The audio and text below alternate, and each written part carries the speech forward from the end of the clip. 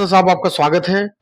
और आप जिस शख्सियत के साथ आप बैठे हैं वो गाजियाबाद की नहीं, पूरे एनसीआर दिल्ली की जानी मानी शख्सियत शिक्षाविद राम दुलार यादव जी हैं। इनके बारे में आप क्या कहना चाहते हैं? देखिए, राम दुलार यादव जी संस्कृति के रक्षक हैं, समाज के रक्षक हैं। समाज का कोई भी व्यक्ति अच्छा आदमी उपेक्षित रहता है कि इनका दर्द जो है वहाँ पर उकेरने लगता है, दर्द निकलने लगता है। उसको हेल्प करने की कोशिश करते हैं, मानसिक भावनाओं से भी, और हर तरह से उसकी हेल्प करते हैं। और यही नहीं, इस एनसीआर में चाहे पूरब का आदमी हो या पश्चिम का, उसमें ध्यान नहीं देते। जो उपेक्षित है उसको सपेक्षित करते हैं, उसको अच्छे मार्ग पर लाते हैं। अब वैचारिक क्रांति की दिशा में पूरे एनसीआर में ही नहीं, 40-50 जिलों में जो क्रांति इन्होंने किया है वो काबिले तारीफ है। हर व्यक्ति कहता है कि यहाँ पर कोई न कोई क्रांति, कोई न कोई विचारधारा हर महीने जरूर महकती है, उसकी सुगंध दूर तक फैलती है। ये इनकी बहुत बड़ी बात है। और कवि वर्ग, साहित्यकार वर्ग और हर वर्ग जो ज्ञान के बात में है और समाज के जोड़ने की इनमें अपूर्व शक्ति है। ऐसी शक्ति बहुत कम लोगों में देखी जाती है।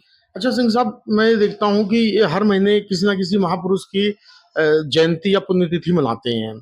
और उसमें लेकिन एक चीज मैं हमेशा देखा हूँ, मैंने नोट किया है कि उनकी केवल मनाते ही नहीं है, उनकी जो जीवनी है या उनके जो कर्म है, जो उन्होंने काम किया है, जो उन्होंने नारे लगाए हैं, जो उन्होंने लोगों को रास्ता दिखाया है, उसे यादव जी ने आत्मसात कर रखा है। ये बहुत कम लोगों में मैंने देखा है।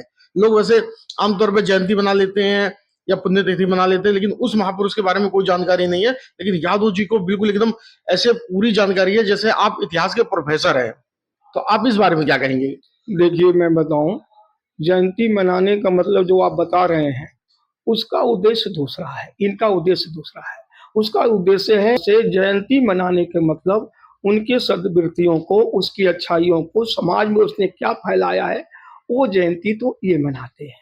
और जो लोग जयंती मनाते हैं, खाने पीने का बहाना मिलता है और उस खाने पीने की बहाना की पूर्ति करते हैं। इतना बड़ा अंतर है उसमें। अच्छा, आप तो काफी समय से इनको देखा है आपने, बल्कि 20-30 साल हो गया है। एक बस एक खूबी मैं चाहता हूँ कि वैसे बहुत खूबियां इनके साथ हैं, लेकिन कोई एक खूबी जो आपने आत्मसात किया हो, देखा हो, सोचा हो इनके बारे में या इनके व्यक्तित्व से झलकता हो, तो आप वो जनता को आप बताइए। देखिए, राम दुलार यादव जी में खूबियाँ तो है ही हैं। खूबियाँ ना होती तो इतने दूर से आकर के यहाँ स्थापित होना बहुत बड़ा काम है। हम लोगों ने देखा है, बहुत लोग काम किए लेकिन स्थापित नहीं हुए। ये स्थापित हैं पश्चिम में भी, और पूरे एक प्रदेश में स्थापित व्यक्ति हैं। उसमें बहुत इन्होंने त्याग भी किया है समाज के लिए। किसी की उद्देश्य मजबूत है, कोई साथ नहीं दे रहा, साथ देने के पहले दायित्व रखते हैं।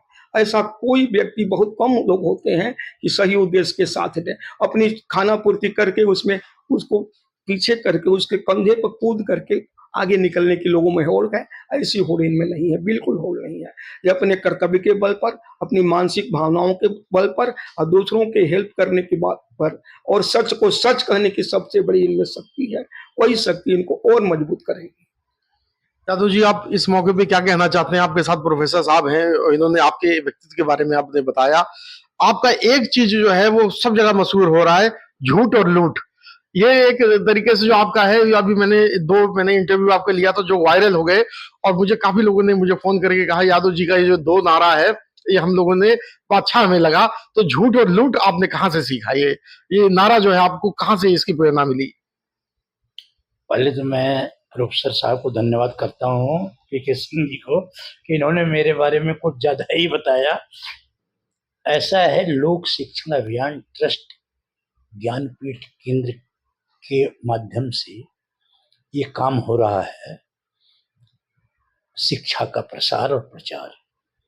और शिक्षा के प्रचार प्रसार में केवल शिक्षा ही नहीं है, जो समाज में सदियों से घटित हो रहा है उसको भी हमें पटल पर लाना है।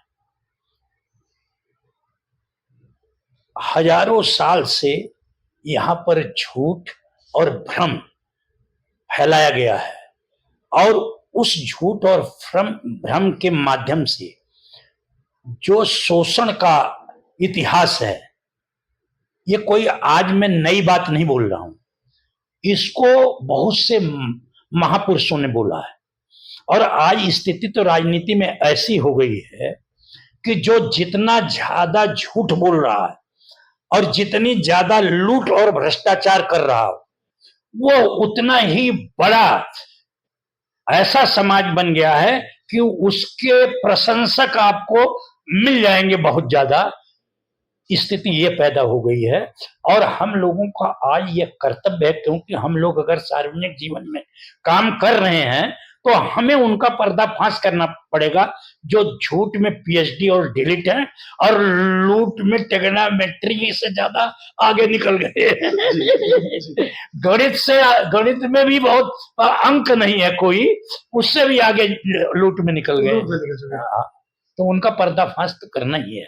अच्छा यादव जी, समाज को यह संदेश जाए कि हमारे जो स्वतंत्रता सेनानी थे, शहीद थे, वीर बलिदानी थे, उन्होंने कभी झूठ का सहारा नहीं लिया, कभी झूठ नहीं बोला। वो अंग्रेजों से भी लड़ते रहे तो कह दिया कि हमने बम आपको मारने के लिए नहीं, आप बहरे और गूंगों को अपनी आवाज सुनाने के लिए फेंका था, न कि वहां पर खून बहाने के लिए। अच्छा यादव जी, मैं आखिरी सवाल आपसे ये पूछूंगा, जब आप किसी महापुरुष की जयंती या पुण्यतिथि मनाते हैं तो मैं देखता हूं कि जैसे आपने उनके जीवन को जिया है, यानी उनके जो उन्होंने शुरू से लेकर आखिरी तक जितना काम किया, उन्होंने आपने एकदम एक एक चीज पे रिसर्च किया है, एक एक चीज को समझा है, उसे ये समझा है कि उन्होंने ये क्यों कहा, तो वो आपने कैसे ये किया है पूरा? ऐसा है, ये प्रश्न बहुत महत्वपूर्ण है। मैं आपको ये बताना चाहता हूं कि किसी भी महापुरुष संत महात्मा की जीवनी जयंती, जन्म जयंती और पुण्यतिथि मनाने का अधिकार तभी है जब वह उनके बताए हुए मार्ग को आत्मसात करता हो, वह उनके बताए मार्ग पर एक कदम चलने की कोशिश करता है या चल रहा है, वही जन्म जयंती मनाने का अधिकारी है। और मैं लोक शिक्षण अभियान ट्रस्ट के माध्यम से समाज के अंदर यही संदेश देना चाहता हूं कि हमें महापुरुषों की जन्म जयंती मनाने में उनके बताए रास्ते पर संकल्प लेकर चलना है, तभी हम उसे मनाएं। और हम ये संदेश भी देते हैं कि आप लोग जा करके लोगों को बताएं भी कि लोगों में भी उनका नाम जाए कि उन्होंने कितना बड़ा समाज के लिए, देश के सर्वांगीण विकास के लिए और व्यक्ति के सर्वांगीण विकास के लिए काम किया।